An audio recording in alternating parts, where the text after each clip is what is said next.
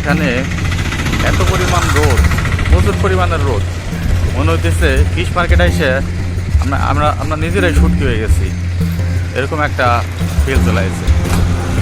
একবারে প্রচুর পরিমাণের রোদ আর গরম, প্রচুর গরম, এই জন্য এইখানে মনে হয় শুটকিগুলো শুকাইতে দিচ্ছে। আমরা এখন আছি শ্রীলঙ্কা ফিশ মার্কেট। এখানে প্রচুর পরিমাণে শুটকি আছে, আপনারা দেখতে পাচ্ছেন। এই যে প্রচুর পরিমাণে শুটকি, এই পাশে কার্টন করতেছে, শুটকি মাছগুলা কার্টন করতেছে, এগুলো বাজারজাত করা হবে। এটা কলম্বোতে fish market, Colombo fish market. আমরা পিকমিতে সার্চ করে এখানে চলে আসছি এবং প্রচুর পরিমাণে শুটকি মাছ দেখতে পাচ্ছি।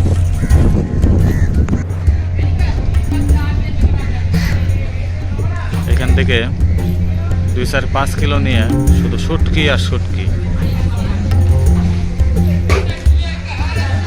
শুটকি আর শুটকি। এখানে জেলেরা মাছ ধরতেছে, এই যে বাজার, এই বাজারে এসে বিক্রি করতেছে আর এখানে শুটকি দিতেছে, প্রচুর পরিমাণে শুটকি। আর শ্রীলঙ্কা তো বলতে তো কাকের অভাব নাই। শ্রীলঙ্কা যেখানেই যাব শুধু কাক আর কাক। আর মাছের এখানে স্পেশাল দেখা যাচ্ছে বক, প্রচুর পরিমাণে বক। ওই যে দেখা যাচ্ছে বক, কি পরিমাণ বক চিন্তা করা যায়। মাছ ধরতেছে, আশেপাশে প্রচুর বক।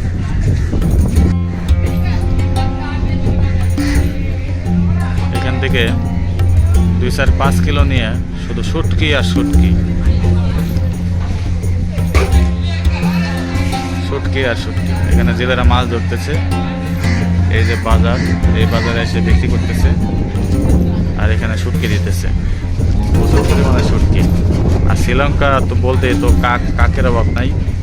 শ্রীলঙ্কা যেখানেই যাব শুধু কাক আর কাক।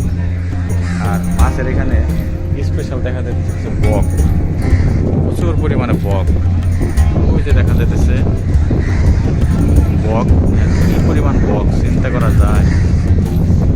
মাছ ধরতেছে, আশেপাশে প্রচুর বক। আমাদের বাংলাদেশে হয়তো তাহলে বকটি ধরিয়া জব করে দিত 1000 পার কিলোতে।